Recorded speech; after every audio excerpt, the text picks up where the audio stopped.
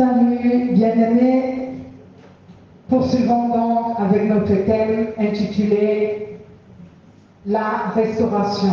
Aujourd'hui, nous parlons du 5e chapitre dont j'ai intitulé Le pouvoir de la restauration. Déjà, bien-aimés, qu'est-ce que c'est que le pouvoir de la restauration? Le pouvoir de la restauration est la puissance de Dieu qui change les vies, qui change les cœurs et les situations ainsi que certains événements, ou bien les événements en général.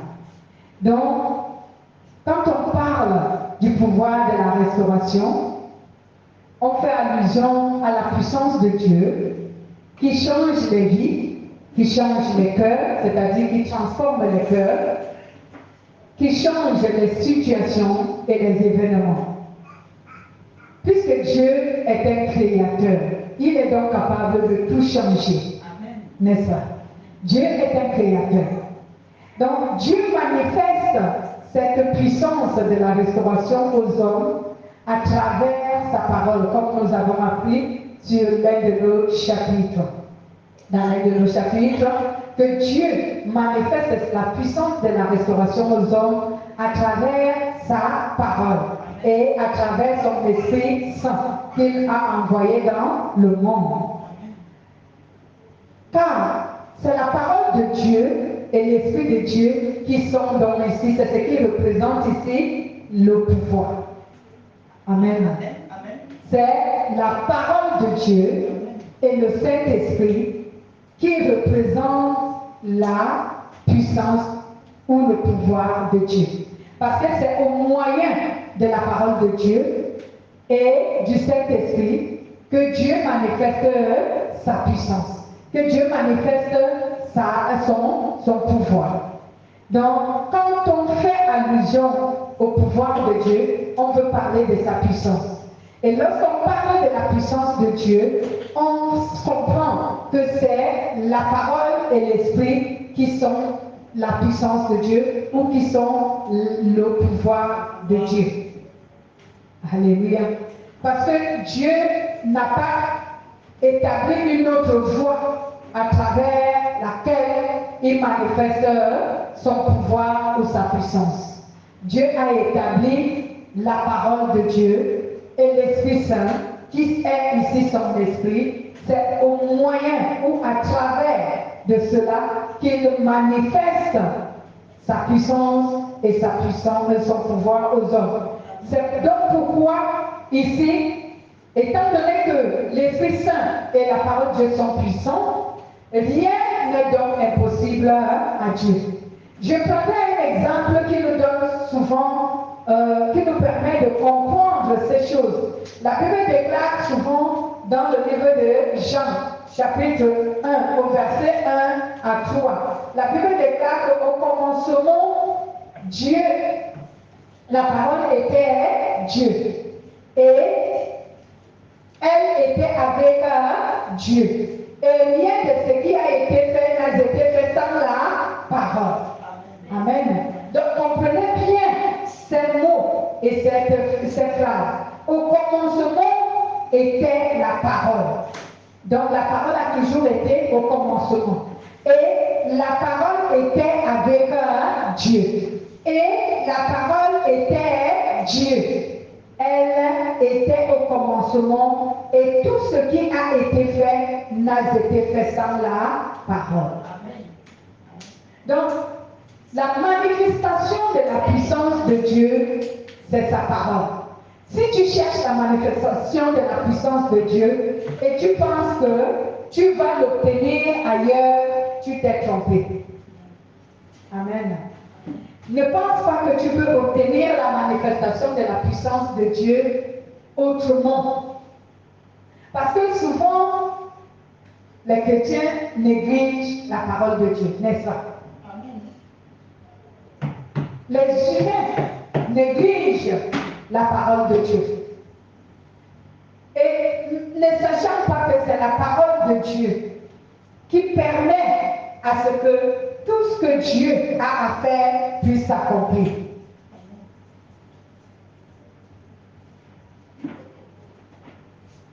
Oui, bien aimé. Si tu négliges la parole de Dieu, tu vas donc avoir vraiment des déceptions. Tu vas avoir des déceptions. Pourquoi? Parce que tout ce que tu aimerais que Dieu fasse, cela ne se fera pas. C'est pourquoi je vous invite souvent dans cette église à vous appuyer sur la parole de Dieu. Parce que sans elle, tu ne peux pas obtenir ce que tu veux. Sans elle, tu n'accompliras pas ce que tu veux. Et sans elle aussi, Dieu aussi n'accomplit pas ce qu'il faut. Nous avons lu cette parole. Au commencement était là la parole. La parole était avec Dieu et la parole elle-même, elle était Dieu. Et tout ce qui a été fait sur la base de la parole. Donc aujourd'hui, si je cherchais la guérison, c'est la parole qui doit me donner la guérison. Si je cherche un miracle, c'est la parole qui doit me donner un miracle. Si je cherche la délivrance, c'est la parole qui doit me donner la délivrance. Si je veux obéir à Dieu, c'est toujours la parole que je dois mettre en pratique. Si je veux plaire à Dieu, si je veux tout ce que je veux en tant qu'enfant de Dieu, c'est la parole. Donc arrêtons de penser que sans la parole, nous pouvons quelque chose. Nous ne pouvons rien. Amen. Amen. Gloire à Jésus. Voici donc, bien-aimés, pourquoi rien n'est impossible à Dieu. Que ce soit sur la terre comme dans les cieux, rien n'est impossible à Dieu parce que depuis longtemps, Dieu est parole et il manifeste sa parole. Voici donc pourquoi, quand Jésus est venu dans le monde, il disait aux gens à travers son évangile, il leur disait, tout pouvoir m'a été donné sur la terre comme dans le ciel. Et les gens ne comprenaient pas ce qu'il voulait dire. Les gens ne comprenaient pas ce que Jésus voulait dire. Lorsqu'il disait, tout pouvoir m'a été donné. Ils ne comprenaient pas. Parce qu'eux, ils regardaient à l'homme. Ils regardaient à l'être humain qu'ils voyaient. À l'apparence. Mais ils ne comprenaient pas ce que Jésus voulait leur dire. Jésus voulait leur dire que c'est moi la solution à tout. Parce que c'est moi qui suis la parole. Amen. Mais beaucoup de gens n'ont pas, même aujourd'hui où je vous parle, beaucoup de gens ne comprennent pas pourquoi Jésus a souvent dit tout pouvoir m'a été donné. Amen. Et il regarde tout simplement la confession du nom de Jésus. Mais j'ai souvent parlé de ce mécanisme qui permet à ce qu'on comprenne qui est Dieu et comment il fonctionne. Je prendrai un exemple.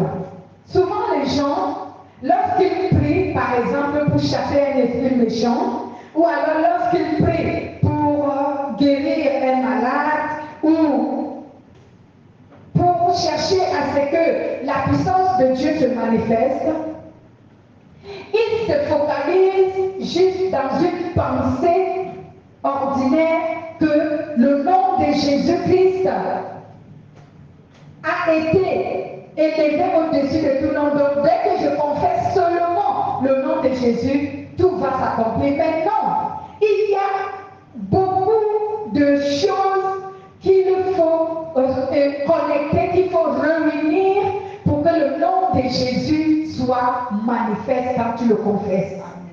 Jésus lui-même a dit, quand je lis souvent sur Matthieu chapitre 12, si je ne me trompe pas, où Jésus dit aux pharisiens qui le traitaient de quelqu'un de possédé, qui chasse les démons par Belzébul, Jésus leur a dit que non, moi je chasse les démons par l'Esprit de Dieu. Amen. Donc, et vous verrez cela, Matthieu chapitre 12, au verset 28, où Jésus dit, mais si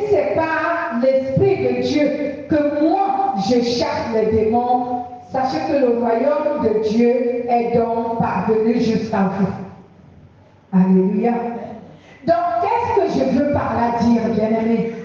Je veux par là dire que le nom de Jésus a été investi du pouvoir. Certes, c'est la vérité.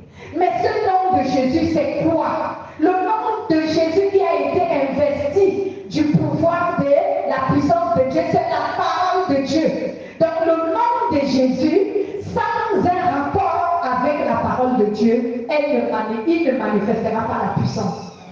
C'est ce que j'aimerais ici vous faire comprendre. Parce que les gens invoquent le nom de Jésus sans rapport avec la parole de Dieu. C'est pourquoi vous voyez souvent certaines personnes, sans avoir un rapport avec la parole de Dieu, sans avoir une connexion avec la parole de Dieu, sans avoir un lien avec la parole de Dieu, ils citent le nom de Jésus et rien ne s'accomplit. Et ils sont étonnés. Ils ne comprennent pas pourquoi. Ils se disent, bon, on dirait que moi, je n'ai pas la puissance. Non. La puissance de Dieu ne peut pas manifester à travers toi parce que, comme j'ai ma phrase que j'aime utiliser, toutes les conditions ne sont pas réunies. Donc, tu n'as pas un lien. Ce n'est pas sur la base de la parole de Dieu que tu as déclaré le nom de Jésus. Tu l'as déclaré de manière vague. C'est pour cela que le nom de Jésus ne manifeste pas la puissance pour toi. Amen. Donc, bien aimés, apprenons à connaître comment Dieu fonctionne et quels sont ses mécanismes. Alors, je reviens à ce que je disais. Jésus disait souvent aux gens, tout pouvoir m'a été donné sur la terre comme au ciel. Vous trouverez cela sur Matthieu chapitre 28 au verset 18. Matthieu, le livre de Matthieu 28. Excusez-moi, je vais sur le livre. Si vous avez trouvé la référence, vous pouvez lire Matthieu 28 au verset 18. Jésus dit, Jésus s'approcha et leur parla ainsi. Tout pouvoir m'a été donné sur la terre et dans le ciel. Comme je disais tantôt, beaucoup de gens n'ont pas compris de quel pouvoir Jésus parle.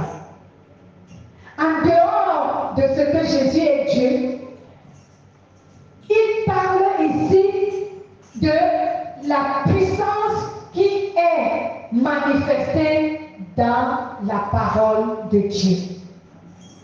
C'est de ce qu'il fait allusion. Il ne fait pas allusion à son nom tout simplement, mais il parle de la puissance de Dieu qui est la parole de Dieu. Et j'avais enseigné que la parole de Dieu, c'est elle qui contient l'Esprit Saint. Amen. C'est la parole de vérité qui contient l'Esprit Saint. Donc, pour que le pouvoir de la restauration manifeste donc dans la vie d'un chrétien bien-aimé, qu'est-ce qu'il faut faire? Pour que ce pouvoir de la restauration soit manifeste, qu'est-ce qu'il faut faire, bien-aimé? C'est pourquoi je dis, comment le pouvoir de la restauration s'opère-t-il? Un soutien. Le pouvoir de la restauration s'opère de telle manière que la parole de Dieu que l'on entend suscite dans le cœur de la personne le désir de mettre en pratique la parole qu'il a entendue. C'est ça le pouvoir de la restauration. C'est comme cela qu'elle commence à manifester dans la vie d'un être humain. C'est comme cela que ce pouvoir se met en marche dans la vie d'un être humain. La parole, il faut que l'homme entende la parole. Parce que c'est la parole qui restaure. La parole qui a l'Esprit Saint, c'est elle qui restaure. J'appelle souvent la parole qui sauve. Parce qu'il y a certaines paroles qui sont enseignées aux hommes, mais qui ne les sauvent pas. Donc j'essaye souvent de donner ces noms-là pour stimuler l'esprit des gens et de ceux qui m'écoutent pour qu'ils comprennent de quelle parole je parle. Je ne parle pas de n'importe quelle parole. Je parle de la parole qui sauve. C'est cette parole qui a l'Esprit Saint. Donc, pour que le pouvoir qui restaure se mette en marche, s'opère pour toi, il faut donc que tu entendes la parole qui sauve, la parole qui contient l'Esprit Saint. Pas n'importe quelle parole. Et je prends souvent des témoignages, je dis que c'est pourquoi aujourd'hui beaucoup de hommes, beaucoup d'êtres humains écoutent la parole. Mais est-ce que cette parole restaure leur vie? Non. Pourquoi? Ils me diront, oh mais moi j'ai été béni. Non, j'ai dit la bénédiction, tout le monde peut avoir la bénédiction, même Satan bénit. Tu n'as pas besoin d'écouter une parole quelconque pour que Satan te bénisse. Mais je parle de la bénédiction qui vient de Dieu. Donc, comment ce mécanisme se passe, je disais bientôt, il faut qu'une personne entende la parole de Dieu, la parole qui sauve, la parole qui contient, qui détient l'Esprit Saint. Dès que tu écoutes cette parole, nous avons appris que tu vas faire quoi? Tu vas naître de nouveau si tu n'étais pas né de nouveau. Et si tu es déjà né de nouveau, ton cœur, le Saint-Esprit qui se trouve dans la parole et qui se trouve également dans son cœur, dans ton cœur, il va susciter en toi le désir de mettre cette parole en pratique. Amen. Il va donc susciter le désir de mettre la parole en pratique. C'est pourquoi intervient ce verset qui dit dans le livre de Philippiens, chapitre 2, au verset 13, qui dit « C'est Dieu qui donne le vouloir et le faire ». Dieu ne peut pas donner le vouloir et le faire à celui qui ne détient pas l'esprit et ni la parole. Parce que c'est sur la base de la parole que Dieu donne le vouloir et le faire. Donc il faut que tu aies la parole de Dieu en toi. Et cette parole qui a le Saint-Esprit, donc j'aimerais dire que si tu as la parole qui sauve, la parole qui donne l'Esprit, sache que tu as le Saint-Esprit. Alors quand tu écoutes dans les enseignements la parole qui vivifie, la parole qui sauve, la parole qui délivre, qui sanctifie, alors ton cœur, le Saint-Esprit émettra dans ton cœur le vouloir. Donc tu vas vouloir mettre cette parole en pratique. Et maintenant, bien-aimé, toutefois que le désir est émis dans le cœur de la personne de mettre en pratique la parole qu'il a entendue, cette parole va maintenant transformer la vie de cette personne parce que il a émis dans son cœur le désir de pratiquer cette parole. Et en pratiquant cette parole, en progressant dans la pratique de la parole qu'il entend tous les jours, la parole qui le change, la parole qui transforme son caractère, la parole qui transforme ses habitudes, les paroles qui transforment sa pensée et même sa conception de la vie et même son entendement spirituel, bien aimé. Vous allez arriver à un niveau où vous aurez un autre entendement de la vie. Donc, j'aimerais dire une autre perception de la vie. Amen. Une autre perception de la vie. Parce que vous n'allez plus percevoir la vie comme les mondains. Mais vous aurez une autre perception de la vie. Alléluia. C'est ce que la Bible appelle un entendement spirituel. Donc tu es capable de discerner des choses que quelqu'un d'ordinaire ne peut pas discerner. Tu es capable de comprendre des situations que quelqu'un d'autre qui est ordinaire ne peut pas comprendre. Mais toi, tu vas comprendre. Parce que l'esprit qui est en toi, la parole qui est en toi te permet de discerner la situation, te permet de comprendre se passer ou ce qui est en train de se produire. Te voilà donc qui est en train d'être transformé, voilà qui est en train d'être restauré. Alléluia. C'est pourquoi je disais donc que dimanche dernier, j'ai abordé cela. Je disais, Dieu les restaure pas seulement les choses que nous, on pense, telles que la santé, la situation de notre vie, la délivrance. Ce n'est pas ça seulement. Lorsque Dieu doit restaurer un être humain, Dieu restaure un être humain tout en entier. Que quelqu'un dise Amen. Amen. Tout en entier. C'est qu'il restaure.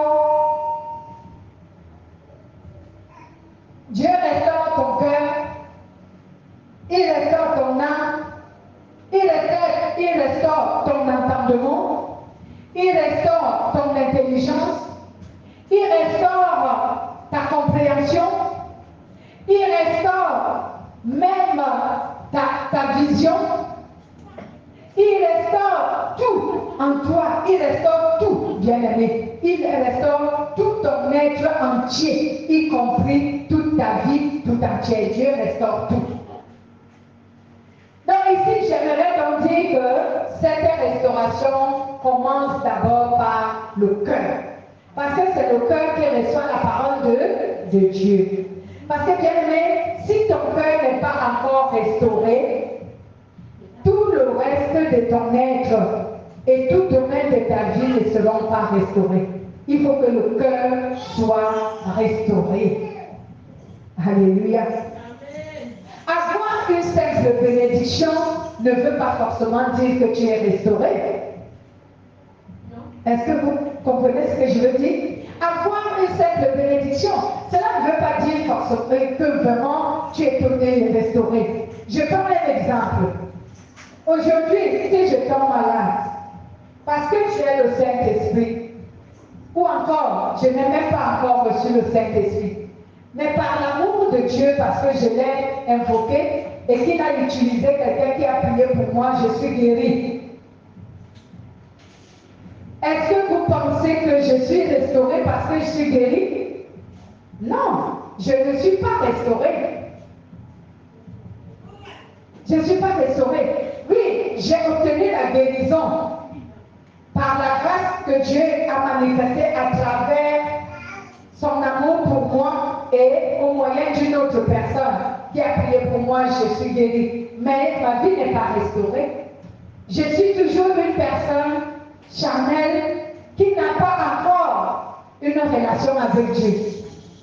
Ou alors, je suis dans une relation avec Dieu, mais ma relation n'a pas encore atteint une certaine dimension avec Dieu. Peut-être parce que je suis nouveau converti.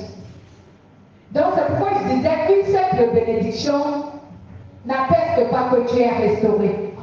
Ce qui atteste vraiment dans la vie d'une personne que cette personne est restaurée, ça commence d'abord par le changement de son attitude, son comportement, son caractère, ses habitudes, bref, le changement de son être intérieur.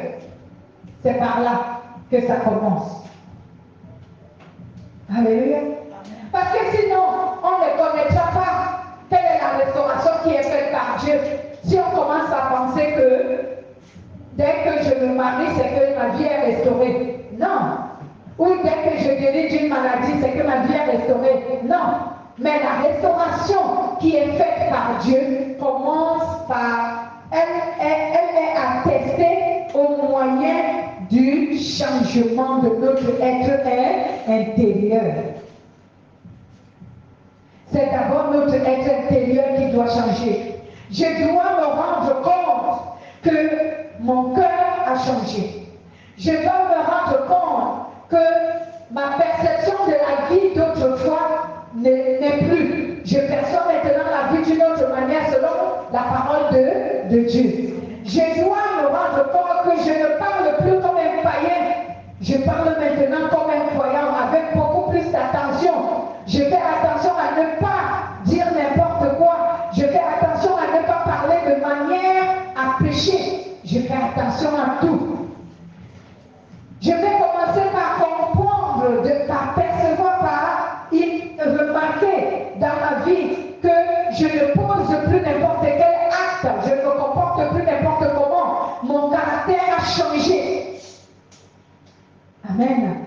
Mon caractère a changé à l'image de la parole de Dieu. Je n'ai plus un caractère païen, un caractère pécheur que j'avais autrefois. Mon caractère change.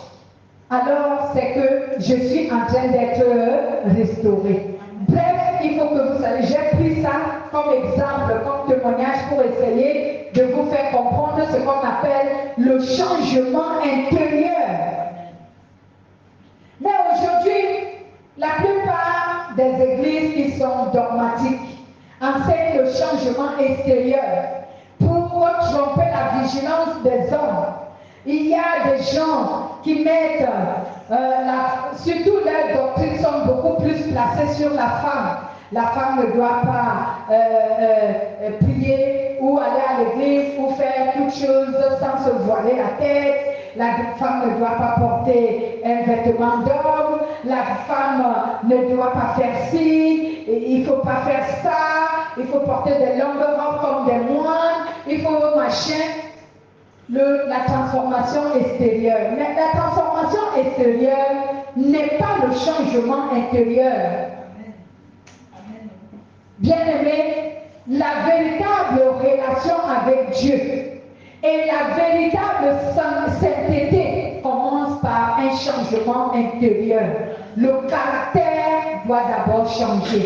Le comportement doit changer. Les habitudes doivent changer. La conception de la vie doit changer. Notre entendement ordinaire doit donner place à l'entendement spirituel. Amen. On doit vraiment, quand quelqu'un nous voit et qui nous connaissait avant, doit remarquer que non, cette personne, elle a changé. Même si tu n'es pas encore guéri de ta maladie, même si tu n'es pas encore sorti de ton chômage, même si tu n'es pas encore sorti de ton célibat, mais rien que parce que ton caractère, ton comportement, tes habitudes, ton intelligence a été renouvelée. Et toutes ces choses, alors on comprend que toi, tu es en train d'être restauré. Et quelqu'un dit Amen. Amen. Tu es en train d'être restauré. Dieu te restaure. Parce que à la suite de cela, bien-aimé, c'est tout cela qui va produire la bénédiction en toi.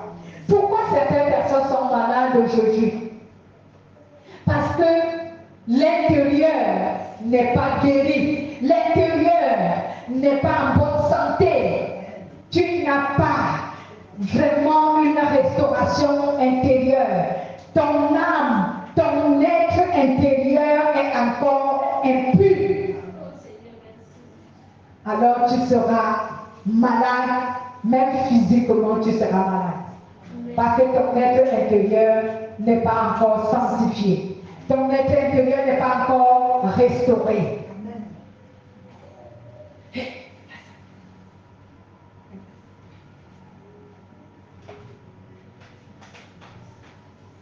Donc, bien aimé, ne regarde pas dans la restauration seulement lorsque, dans le cadre de ce que tu as reçu le travail que tu n'avais pas, tu as gagné un diplôme que tu n'avais pas, ou encore tu as eu une promotion que tu n'avais pas. Non!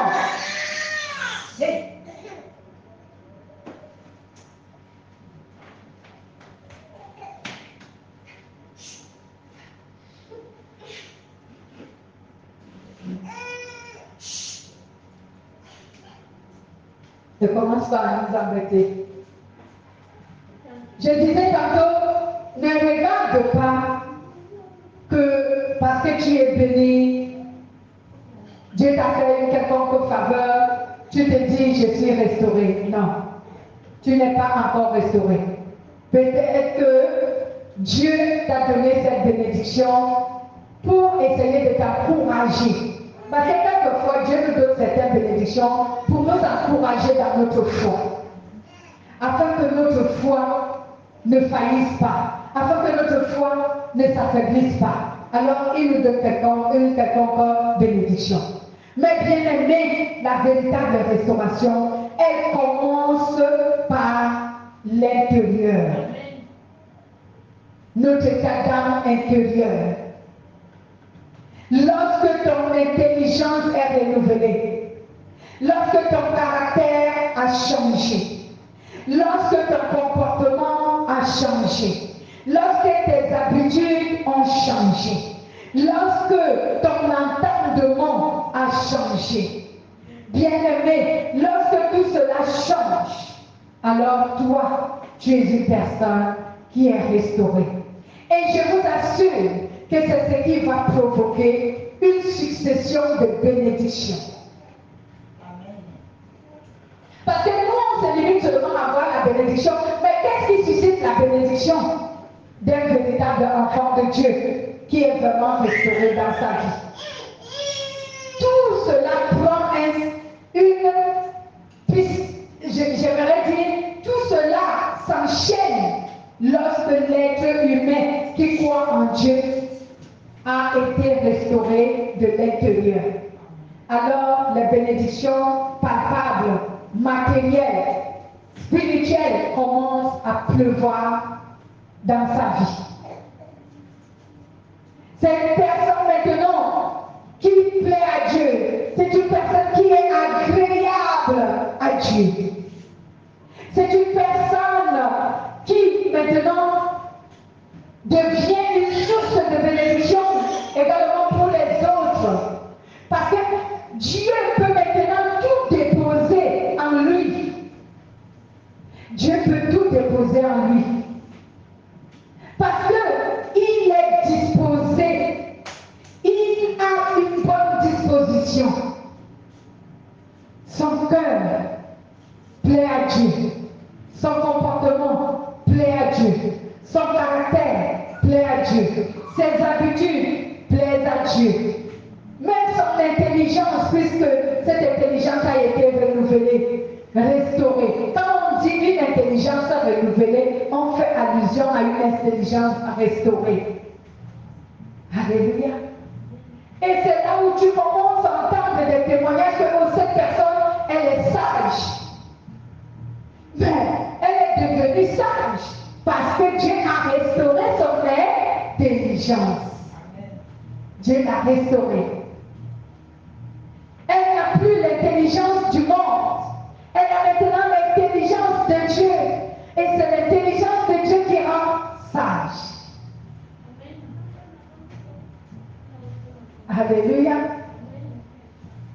Et vous verrez que lorsque un chrétien parvient à ce niveau, c'est là où certaines personnes, quelquefois, se disent, mais on ne comprend pas, la vie de cette personne a changé radicalement.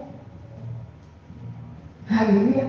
La vie de cette personne a changé radicalement. Tout a changé dans sa vie. Mais le changement a commencé progressivement.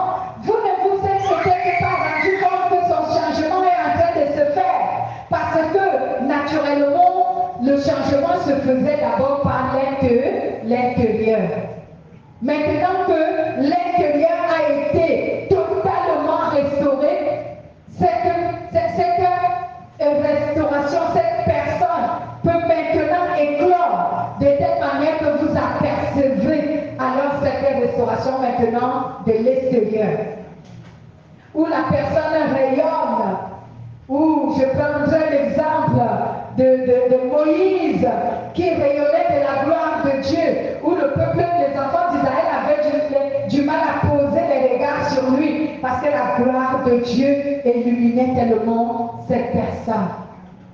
Où maintenant la vie de cette personne va changer. Si elle n'avait pas l'emploi, elle va avoir l'emploi. Si elle n'avait pas de mariage, elle va avoir le mariage. Oui, il va avoir le mariage. Si il avait un manquement, ce manquement sera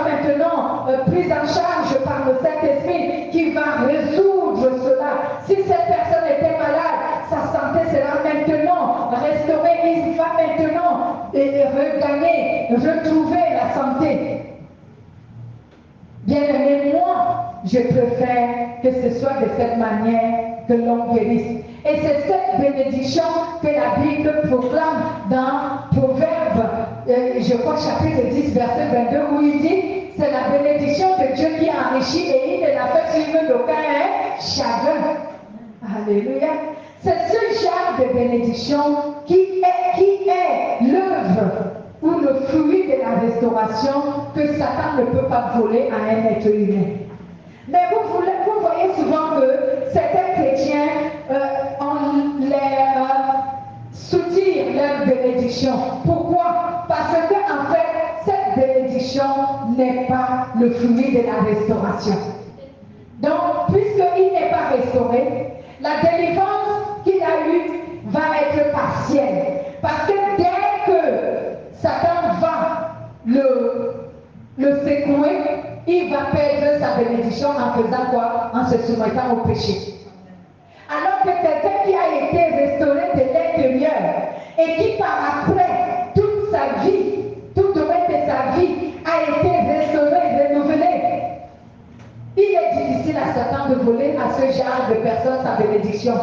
Parce que déjà, Dieu a travaillé l'être intérieur de cette personne de telle sorte que cette personne est capable de discerner quand cette voie ou cette situation est une séduction, une tentation, un péché pour me soumettre. Il est capable de discerner. Ce genre de chrétien a le discernement. Lorsque tu as été restauré de l'intérieur, tu as le discernement.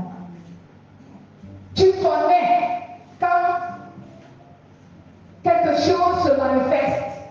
Si cela vient de Dieu ou cela vient de l'ennemi, tu vas le savoir. Parce que tu as le discernement. Parce que ton être intérieur est restauré. Tu as une intelligence renouvelée. Tu comprends. Les yeux de ton cœur sont ouverts pour voir. Les oreilles de ton cœur sont disposées pour entendre. Dieu te parle vis-à-vis et tu écoutes, tu comprends. Même lorsqu'il ne te parle pas audiblement, Dieu te parle de plusieurs manières. Dieu peut te parler même à travers un film. Les scènes qui se passent, lui, il te parle. Quelqu'un d'autre ne comprendra pas ce film, toi, tu l'as compris. Dieu peut te parler à travers une scène. Quelqu'un d'autre ne comprendra pas la scène comme toi, tu l'as compris. Dieu nous parle de plusieurs manières. Arrêtons de croire que Dieu nous parle que ce par les prophéties. Alléluia. Et ça, pourquoi tu pourras comprendre si Dieu te parle à travers une scène, à travers soit un événement, à travers un film, etc. C'est parce que tu as déjà le discernement. C'est pourquoi tu peux comprendre que c'est Dieu qui te parle, c'est Dieu qui t'enseigne. Amen. Donc, bien aimé, le pouvoir de la restauration, ça commence par la transformation intérieure. Et tu ne peux pas être transformé intérieurement si tu n'as pas reçu la parole qui sauve, la parole qui a le Saint-Esprit. Si tu n'as pas reçu cela, tu ne peux pas être transformé de l'intérieur. Alléluia. Ton intelligence ne peut pas être renouvelée si tu n'as pas la parole de la vérité. Donc, bien aimé, lisons ce dernier passage, Romains chapitre 12. Romains chapitre 12, que nous dit la parole de Dieu, à partir du verset, disons le verset 2, la Bible nous dit, ne vous conformez pas au monde présent, mais soyez transformés par le renouvellement de l'intelligence, afin que vous discerniez quelle est la volonté de Dieu, ce qui est bon, agréable et parfait. Donc, ce qui est bon, agréable et parfait. Donc, si tu n'as pas la parole de Dieu, comment tu connaîtras ce qui est agréable et parfait à Dieu? Tu ne connaîtras pas. C'est pourquoi n'oublie pas, ce qui a le pouvoir de restaurer, c'est la parole. Et lorsque tu as reçu cette parole de Dieu, elle va changer ton être intérieur. Et lorsque ton être intérieur est changé, tu es une personne qui a maintenant le pouvoir, toi aussi. Tu as maintenant cet investissement que Dieu a déposé en toi pour que, à travers toi, d'autres aussi soient restaurés. À travers toi, d'autres aussi soient bénis. C'est pourquoi Jésus avait dit à Simon, Simon, est-ce que tu m'aimes? 3 fois, Simon lui a répondu. Après, il a dit à Simon, quand tu seras affermi aussi tes frères. Jésus voulait dire à Pierre que quand ton être intérieur sera restauré, tu deviendras alors mon véritable disciple. Alors toi aussi, œuvre pour que les autres deviennent mes disciples. Permets, œuvre pour que eux aussi puissent être restaurés dans leur être intérieur afin que eux aussi soient mes disciples. Amen. Donc tu n'as pas, bien-aimé, la restauration d'une autre manière. Tu ne peux avoir la restauration que de manière que je t'ai enseigné sur ce thème. Va vérifier tous les chapitres 5. Tu comprendras, mets ça en pratique et ta vie sera totalement restaurée. Et tu deviendras une personne bénie de Dieu. Parce que lorsque notre vie est totalement restaurée, on est béni de Dieu. Alléluia. Voici donc ce que le Saint-Esprit a voulu t'enseigner ce matin. Sois béni, mettons-nous debout et remercions le Seigneur.